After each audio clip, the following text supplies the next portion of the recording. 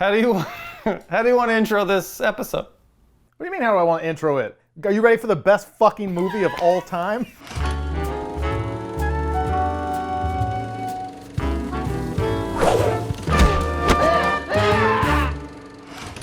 Turtle power! Underrated, all right? We got our underrated films, which for some reason started with Armageddon, which is a movie we're both a little lukewarm on. Just ripping This through. one is quite the opposite. This is Teenage Mutant Ninja Turtles. Leonardo, Michelangelo, It's me. Donatello, and Raphael. The first cinematic experience for the Teenage Mutant Ninja Turtles. And we'll just start with the fact, the reason I say it's underrated, obviously I'm fond of it, but 40% on Rotten Tomatoes, 40% for this film.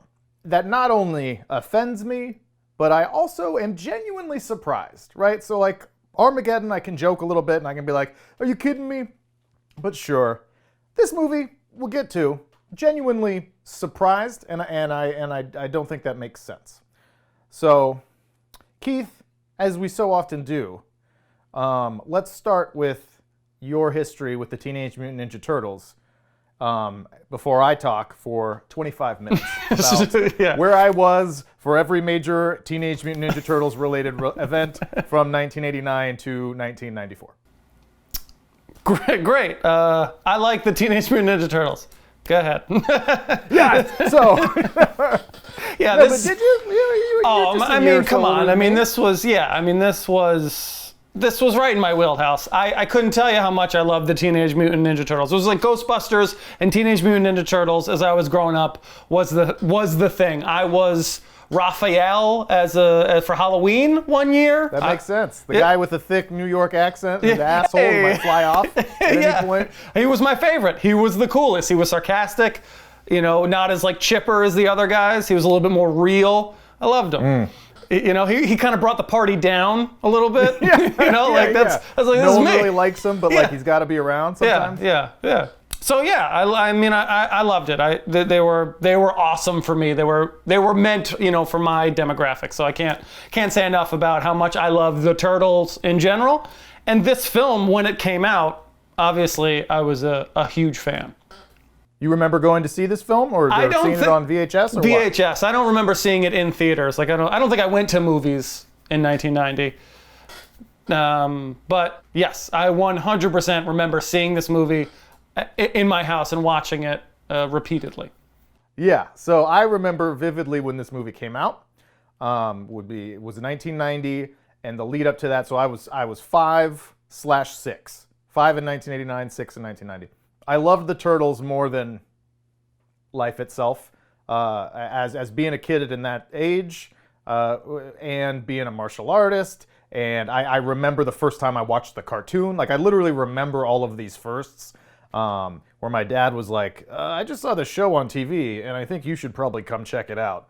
And I remember the moment. I remember walking into the family room and watching the cartoon for the first time and being hooked. And I remember my 5th birthday party when it was one of the better parties I've had in my life, my better birthday parties. And I had all my cousins over and we all loved the Turtles, it was this huge deal. And we loved the action figures, and every so often you got to get an action figure. It was a huge deal. You clogged my gun with anchovies! The Turtles and their portable pizza thrower triumph again! And my big gift that year was a big cardboard box, and inside of it was maybe 35 action figures. Like it was like the whole lineup of Turtles. And I just tipped it upside down, and I remember just going, ah! Just like pouring it on myself, and all the kids diving in to look, and I was just like, life will never be this good again. Yeah. And it hasn't been. I don't think it has. It hasn't. Yeah, you were right. You were right about that. I've been depressed every day after that day. But I love the Turtles, and I remember thinking what a big deal it was that this movie was coming out, that they were doing a live action film, seemed so adult, right? It's not just a cartoon anymore. Now they're really doing it.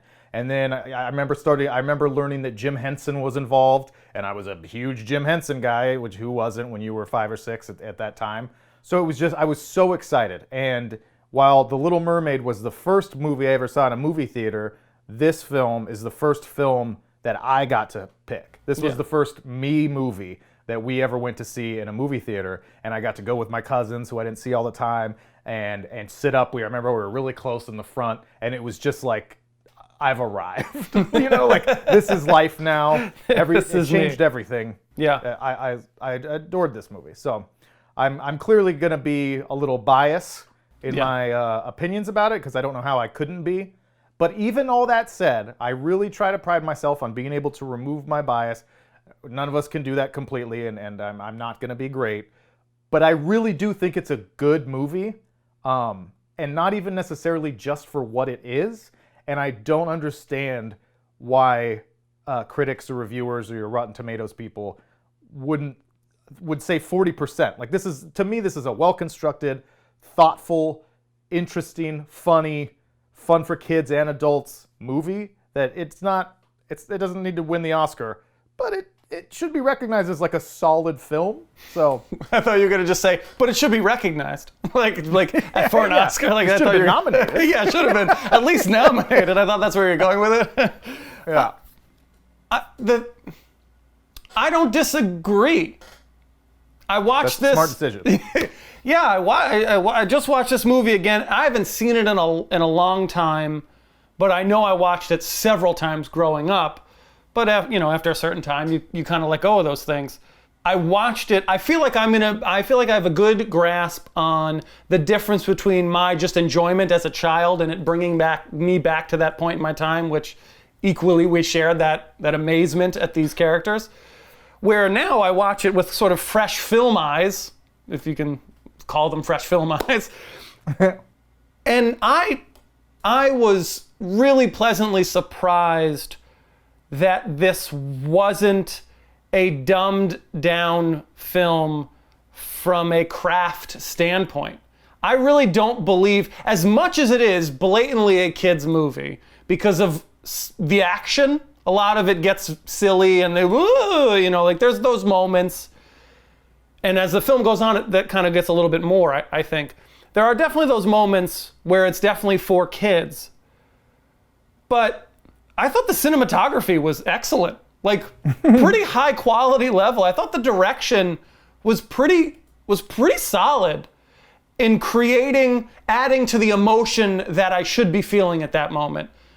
Sort of playing it straight in that sense. Like, when I should feel tense, when Shredder comes on screen, he's directed in a very real way. He's presented in a really real way.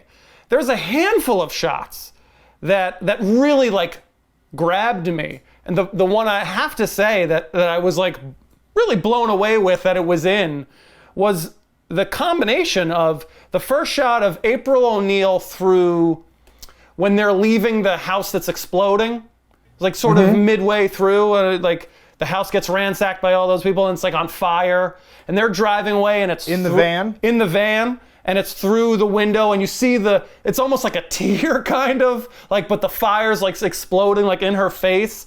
And then that warm, majestic shot cut right to the harsh blue of Shredder turning the corner. Like, it's a clear visual difference. It's a poetic shot followed by a much harsher, your villain coming in with a nice texture to that shot, like a long, menacing shot. Like, I was like, fuck, that's good. That's good for any movie. Yeah. And there's a handful of times throughout that movie where I was like, this is pretty legit. So 100%, 40% is too low for this film. It's really, to me, and I remember thinking this as a kid, it is like the least pandery film to a child ever. And this is, I don't want to harp too hard on this, but this is a little bit like I felt the opposite of what I felt off this recent Mortal Kombat film, where it's like you're hitting all the beats you need to hit to satisfy your 5-year-old fans for this movie, for Turtles, but you're somehow still you're holding it in a certain reverence. Like, this is a serious issue. Like, I remember being a kid and being like, this is not cartoon Shredder. Shredder is not being played for laughs here. This Shredder is terrifying and genuinely scary, does not smile. He is the head of a criminal syndicate where these kids are smoking and like stealing and lying to their parents and all this stuff that when you're 5, you're like, holy shit, this is huge. But like, it doesn't talk down to its child audience. And I think almost every film like this that deals with these sort of like over-the-top characters and really over-the-top story that's not realistic and fantastical and a little sci-fi and all that, like they pander. And this movie does not. The only comedy really comes from the four turtles. I guess they're not game show fans. And I thought everybody loved Venom. Everybody else is played as very realistic, very straight-laced characters, I think, for the most part. And as they should be. Like that is, it's really the mark of a good film and good writing.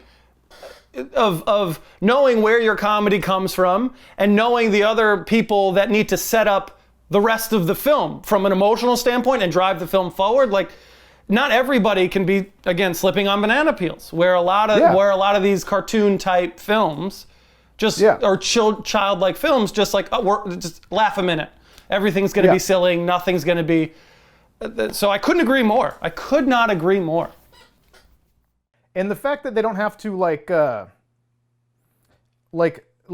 I know this is just a sign of the times a little bit maybe, but they don't have to just fill every frame with garbage. You know what I mean? Just be like, do, overstimulation, do, like all this crazy shit. Like, it's just very real. It's very visceral. The effects are all practical, obviously, which is, a necessity of the time. But, like, looks great. Like, there is no way to overstate how amazing the puppetry is, I think, in this film. Like, the effect, like, once in a while, sure. Like, you're like, okay, yeah, all right, that emotion didn't quite come through. But the turtles' faces, and I think especially Splinter, like, the level of nuance that they can do with their facial expressions, where the camera is confident enough to be all the way up. Like, the whole frame is Splinter's face, and has subtle eye movements and sweaty, and when he's tied up and he's chained up and they're pushed all the way in, and they Casey Jones and the kid come and put him over the shoulders, and it's just his face, and it looks real. Like, if you did that today, they would be 100% CGI and it would look like garbage. And they did do that. They did. I wouldn't know. They did that. You didn't say it? I will never watch those movies. Yeah, I watched one of them, and everything. Obviously, it's all CGI. And I also thought, as I was thinking about this in relation to its low Rotten Tomatoes score, was like, I bet you, like, the same critics, like, the bar was higher back then, I think, almost, where it's like people are still making consistently good films in the late 80s. I mean, the 80s was such a boon of amazing films. Great film, yeah. So that 1990, you're like, what's this lowbrow kiddie trash? Like, it's not realistic. I don't like it. Whereas today, they're like, Godzilla vs. Kong. It's a great mindless movie. You know what I mean? And it's like, it's so stupid because, like, this movie has so much more care and attention and craft than anything. Like, literally almost anything that's a big budget movie that comes out today. Yeah, I mean, when you talk about care of the story, that's always where I start as I continue to harp on is do the nuts and the bolts of the story make sense? And are these beats that are happening in the film, could they happen in any film? Because they should. And the answer to this is yes. The fact that there is not only conflict outside of the Turtles, there's conflict internally too between them from time to time. Like, they don't always, mesh. Like, those are dramatic premises that ring true in every good drama, where there's different levels of conflict, but they have to find a way to work together and overcome this greater threat and put their differences. Like, it's just things like that really separate this from other mindless, childlike stories. Because again, this, to your point, like, if this movie's made today, it's stupid. It's like incredibly stupid, and I think the word that rings more true than anything is talking down to its audience. This movie would be like hand over fist, like, this is what's happening. Here's a joke. Here's the moral. Here's the and this film does not do that. It treats itself like a film with some teenagers in it, with some like teenage humor mixed in of the time. Yeah. Love how gritty it is. Love how grimy it all feels. Love this New York. Like this really shaped my impressions of 80s and 90s New York. You know, like I feel like this movie led me to, you know, coming to America and trading places and stuff like that. But like this is New York, baby. Like this is rough. It's muggings everywhere. There's warehouses full of you know, disgruntled teenagers stacked with all their paraphernalia. You know, I think it's such a cool vibe. It's an underrated New York movie. What the heck was that? Looked like sort of a big turtle in a trench coat. You're gonna LaGuardia, right? It's just a great, you know, you got Casey Jones, a vigilante who's stopping petty crime with hockey sticks and golf clubs and shit. Like, it's just awesome. It's just an awesome idea. Yeah. It's fun on top of all those things that it does take seriously. Like, it really works. Like, this should be, if I'm gonna rank it on my tomato meter or whatever, I think it's in the 70s. I think it's in the 70s. Where would you rank it? What score would you give it? Yeah, in terms of overall film, I would agree. I'd say 70s or 80s. I think for what it is, if you start doing it like that, it's like a fucking 99. Like if you're gonna say that, like for what it is, like a kid's action adventure with, like, you know, over the top fantastical elements, then it's Citizen Kane. Like that's what I think. But I mean, yeah, in terms of overall movies, I give it an 80. I'd give it a 75. Like it's really well put together, and I don't even have a ton to nitpick about it, but that's probably more my bias. Yeah. You know, I have a few things. I could just be like, meh. But really, I think it is really solid. Like, I think it is solid. I can't poke too many holes that are like of substance, really, because very everything. Thoughtful. Yeah, it's thoughtful. Sorry. Yeah. It's poignant. It's thoughtful. I think it's great. I really do. Like, if you haven't seen it, you should go see it. Like, you should. It's worth a watch. It's worth a watch. You can borrow my VHS. That's very nice of you. Reach out to us and ask for Ev's home address, and he'll give it.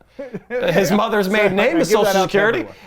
Just ask for it. He'll give it along with the VHS of Teenage Mutant Ninja Turtles. So a couple random thoughts here. I always equate this film to New Line Cinema because it's, you know, the first movie I saw. So every time I see that logo, I always think of this movie. Mm-hmm. This was really the first big movie for New Line Cinema. Was it? Which I didn't realize at the time. New Line Cinema was really like low, independent, and all the big studios passed on this movie for distribution because they were afraid it was going to be a failure, even though the IP was so popular. Then New Line Cinema picked it up and put it on the map. Yeah. Turtles built the house that the Turtles built.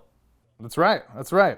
I was also really excited. You won't care as much about this, but I hadn't realized somehow throughout all of my childhood and rewatching this that it was a Golden Harvest production. Golden Harvest is a massive, or was a massive film production company, studios in Hong Kong, and they were responsible for basically every Bruce Lee movie and every Jackie Chan movie. So like their heyday was the 80s and the 70s, 80s, and basically every Jackie Chan movie you watch, Golden Harvest logo. One of the first t-shirts I bought for this very show was a Golden Harvest logo that says a Golden Harvest production. It was lost in the mail. I'm still upset about it. But I love Golden Harvest, and so somehow this has escaped me that this was also a Golden Harvest movie, which I think is really cool. Like you know when you were watching a Golden Harvest film or a movie that was produced by a man named Raymond Chow that it was going to be like a quality martial arts movie. So this is cool. I'm happy about that.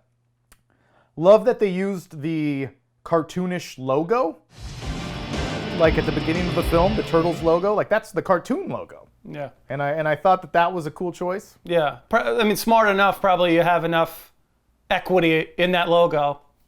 They're just going to stick with it. I mean, I think it's like a business decision that I agree with. Classic logo. Yeah. Oh yeah, this is funny. This is no segue at all. But have you heard of? I can't say the actual name. You use a condom? I know you wrapped it up, right? A condom? What the fuck is that? Condom is something that your ass should have put on your half shell, nigga. You fucking up, man. Splinter ain't taught you shit, nigga. I recommend that to everyone, especially kids. Kids will really enjoy it. Hey, bitch. Y'all don't listen to shit I say, man. What's wrong with you? Bring the whole family. Gather around. Don't do that. The whole scene, I'll just throw out a scene. I love this shot. This is one of the first shots I noticed that was remarkable, was when Splinter and Raphael have a really intimate conversation in the sewer after Raphael returns from his fight with Casey Jones. Splinter lights a match, and it's just his hand, and then the camera moves all the way around, and it might be a one take for that whole scene. It is. It's just like moving intimately with them, and they're having a conversation about like your purpose and your place in the world and confidence. And that shot, that's another one of those scenes. There's a lot of like runners in this film that are just like artistic, that are really nice, really pleasantly aesthetically pleasing shots, and that was one of them where it does wrap around Splinter, I want to say, or it wraps around as they're talking, and it lands on this super tight shot of him as he's delivering a really important and poignant statement to you take Turtles and a rat out of this, like that's legit. And that's the way these films should be. Execute it at the highest level possible. Well, it's respect for your characters. It's like we're joking about Mortal Kombat in the comments that we're getting that video about like if you want to like this movie respects the characters.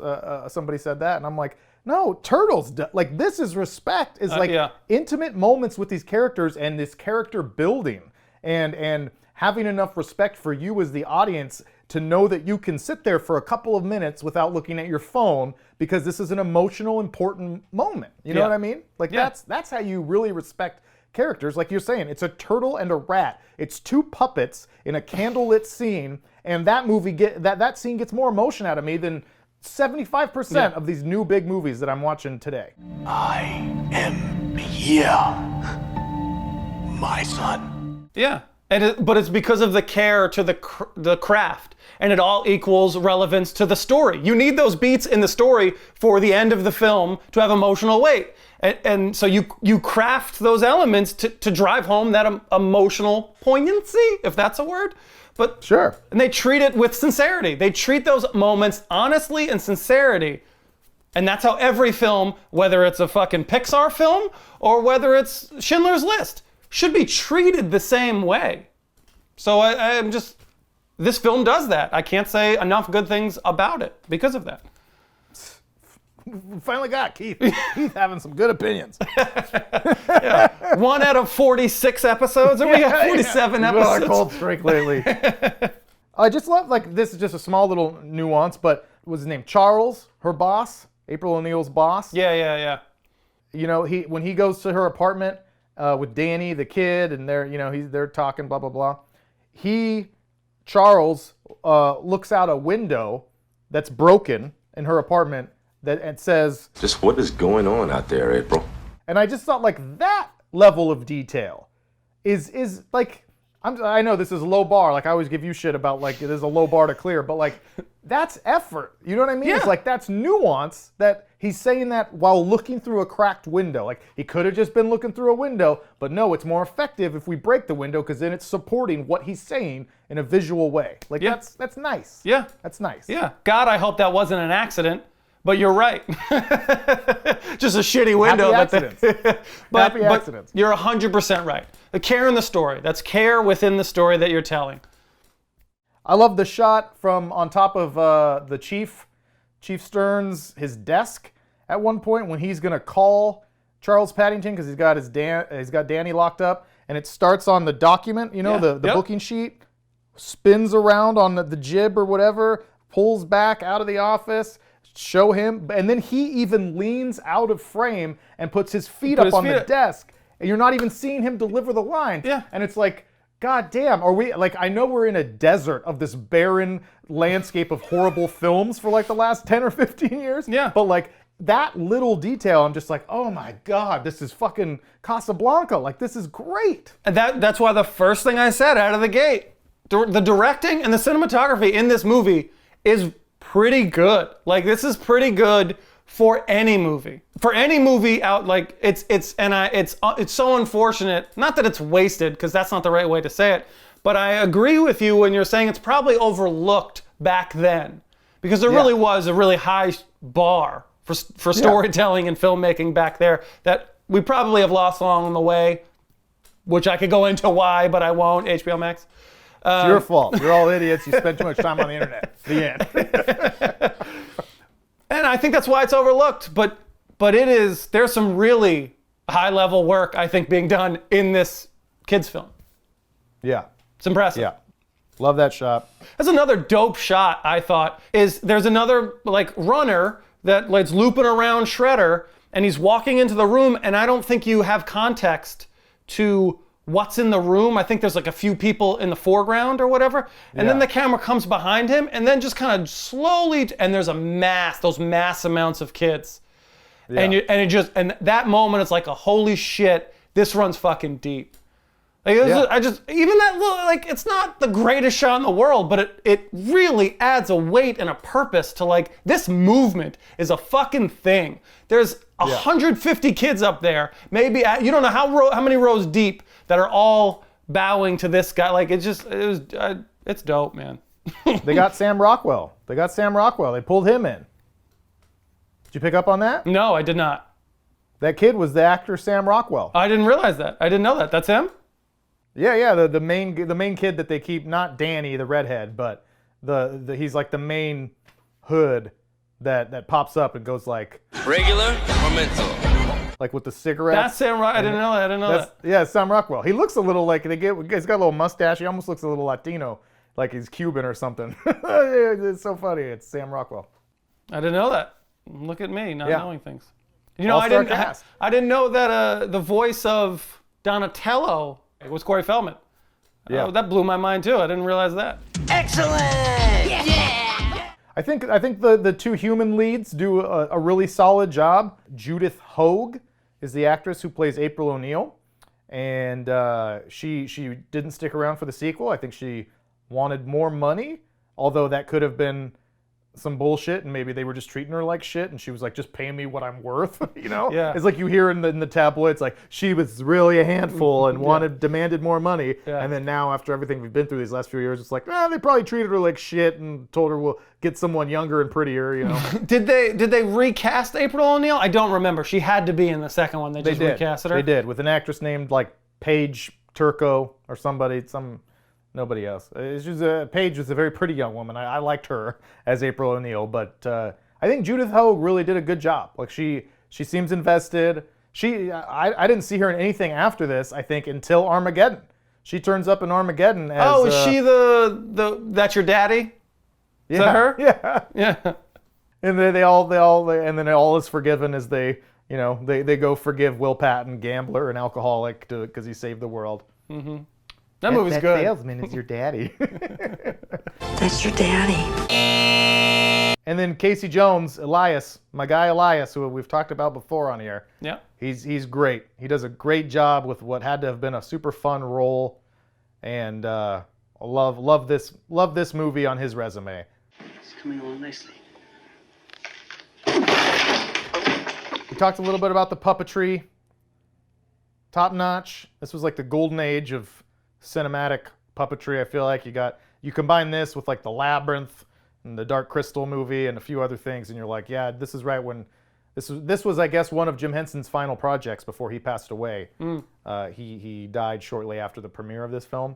I really like, and I will always say this and until I'm blue in the face and people are probably sick of it, but like this sort of thing is so much more commendable and respectable, these practical effects like this, and B, they age way better, generally speaking. Like this movie you can watch, and I really do think like this looks good. Like the effects, the character effects, they look good.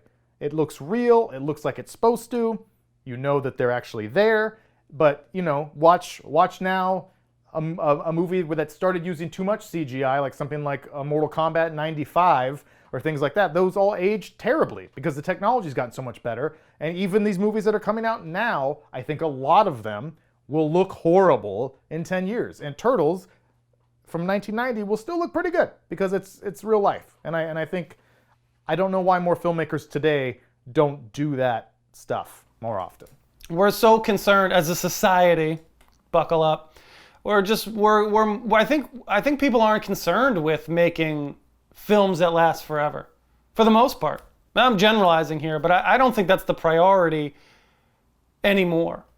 You know, making timeless films or making great films that because everything is here and gone now, especially with like digital and streaming. Like before, I think in the 90s, films had much longer runs. Like it took a year to get to VHS or to DVD. Like it took, you had many opportunities over the next 5 or even 10 years to continue a cycle for filmmaking or for a film that was complete. I feel like now it drops. It has a week. It has 2 weeks in the theaters. Now it's streaming. And it's done. It's a month later. That people just will never talk about that film again for the most part. And I think people are victims of that. So let's get the best technology we can right now, because that's all that matters. It's all that matters. How much money can we make right now? Yeah. It's like, let's just be hot for 3 weeks. Let's trend on Twitter for a few days. Yeah. Let's get our money and let's move on to the next thing. And let's just get the fuck out so we can do something else. That someone will let me do something else like that. Make more money. Yeah. Broad general statement. Maybe I'm wrong, but I feel like I'm close to something. That's like how it works. I don't think you're wrong. Thank you. So, one of the only little nitpicks things I have I'd laughed about as I watched was like, what exactly was wrong with Raphael after they fucked him up? Like that he's unconscious for was he in a coma? Like they just got him in the bathtub at the farm and he's been zonked out for like a week or two. Yeah, and it's like, wait, I think he needs more medical attention because you're not just unconscious for 2 weeks. Like that's not a real thing. So then he was in a coma, and if he's in a coma, he should have been at some sort of medical facility. Maybe he was just resting. Yeah, he's just really woozy. He's just he's just sleeping for 18 hours a day. Yeah, 20 hours a day. Why are the foot stealing like $20 out of people's wallets? And why is that of national concern? Like that scale was my biggest problem. Like it seemed like maybe I missed it. Like what was their greater motivation for that? Like sure, they have small time people stealing TVs off old ladies' decks or whatever. Like sure, it gets down to that level. But what's Shredder's ultimate goal? Like that never made sense to me. Like that just kind of felt cheap in that sense, where they're just being bad, doing villain stuff to do villain stuff, stealing money, smoking cigarettes, and ripping off old ladies in the park. But like, what's their end game? What is their goal? What's their goal as the foot? What's the foot's goal? I think that's a fair question. I think that's funny. I think there's just with the context of the cartoon and other media, it's like world domination was always Shredder's goal. It's world domination. Sure, and as so I guess, all villains, that very clear, concise goal of world domination. Oh hell, let's just do what we always do: hijack some nuclear weapons and hold the world hostage. Yeah? Good. So I guess that would be what it would be, is like they steal all this money and tech, no crime too small, to add to the coffers, to pad the bank account so that they can continue to sustain this army of kids.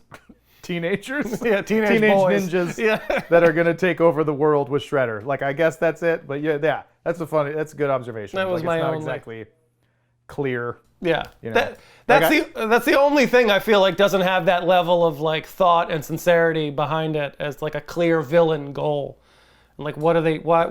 I laughed out loud, ironically, like right in that opening credits when they steal that wallet, and it's like it gets passed and passed and passed, and then was that Shredder's arm? Like who was that? I assume that was the right hand man, the bald dude. Like why is he? For $30? Like what? Like why is he involved in this? Like I thought that too. Yeah, I was like, God, they were really putting a lot of effort into this wallet. It's like if you're gonna steal a wallet, you steal a wallet and you run. Yes, it takes one guy to do this. It's not Ocean's 11. Yeah, and then ends with like the next level boss be like, got it. Yeah, that was pretty stupid. That's it. See, there's nothing wrong with this movie. It's a great movie. It is a great movie. It really is. You honestly should go see it. If you like films, I think you should see it. Honestly, if you enjoy films, you should go see it. Well, we talk about, I know I'm sure I've pitched this to you before, but I just wanted to share with you guys so you know how smart I am and why Michael Bay and whoever owns this property right now should give me money and permission to make this movie. Is I always wanted to make the 4th film in this series, which I guess that there's an animated film, TMNT, which came out like in 2007, which I never saw because I was, in my 20s at that point. But that was a 4th sequel. Because there was this movie, there was Secret of the Ooze, which is the sequel, which is like fine. It starts to get a little goofy. I mean, it gets really goofy, but it's like was still okay. You got Vanilla Ice shows up. It's the only thing I remember from the sequel is that Vanilla Ice shows up. It was a great time. I loved it when I was 9. Yeah, Like I thought it was great. Turtle Time? What was the song? Like there was like he did like a turtle-inspired song, didn't he? Wasn't it like Turtle Time? It was Ninja Rap. Ninja Rap. Ninja Rap. Well, because I think they got Hammer in the first one. I think Hammer's... Yeah, that's Hammer. That's Hammer. Yeah. I was like, kids don't know Plugged how big in. Hammer was. Plugged into the hip hop. So yeah, Secret of the Ooze, and then the 3rd one, which was the one they traveled back in time to ancient Japan. It's some bullshit. Hey, I don't kiss on the first date, lady. Raph, give it a rest, will ya? Yeah. Don't be afraid. We're just going to ignore that one. And then I guess there was this animated one that was also a sequel, but I didn't see. I always wanted to do a sequel, to those first 2, pretty much as the first one.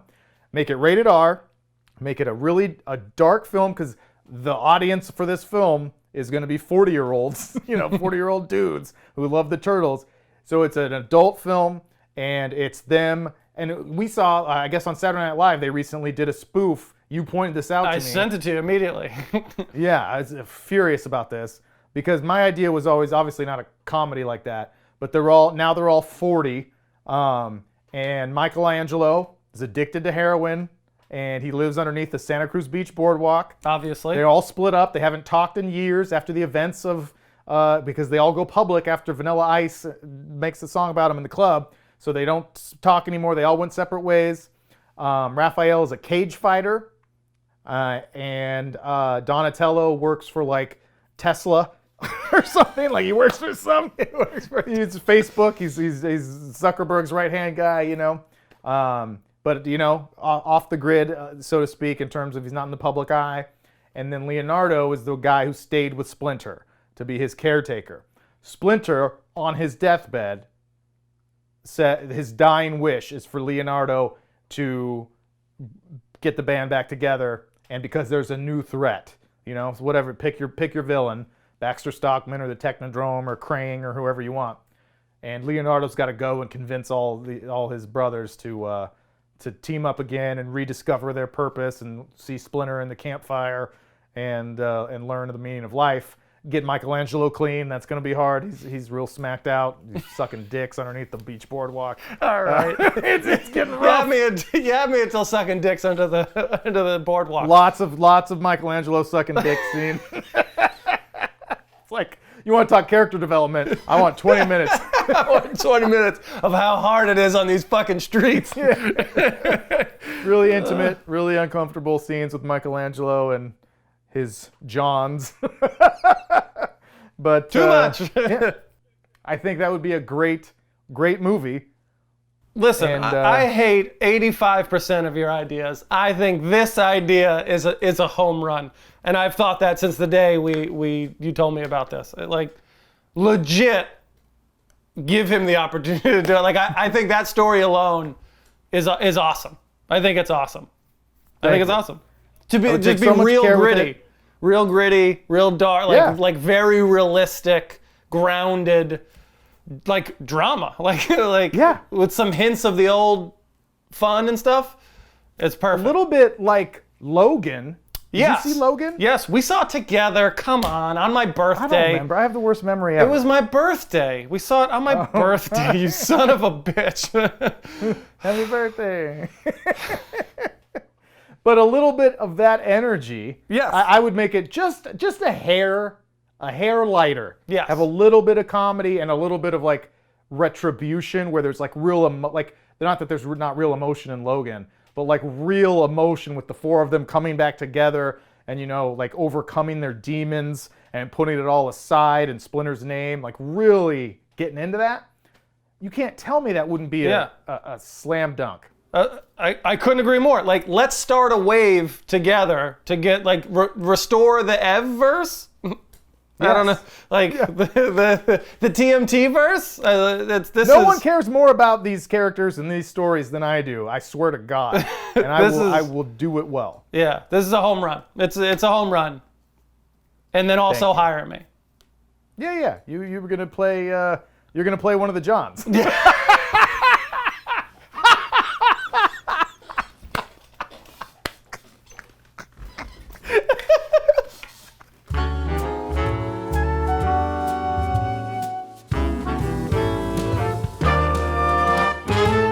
Want to get fucked up? Yeah. You got some weed? That purple. All right. Let's go. Excuse us. Better go get some weed. Let's run by the gas station first.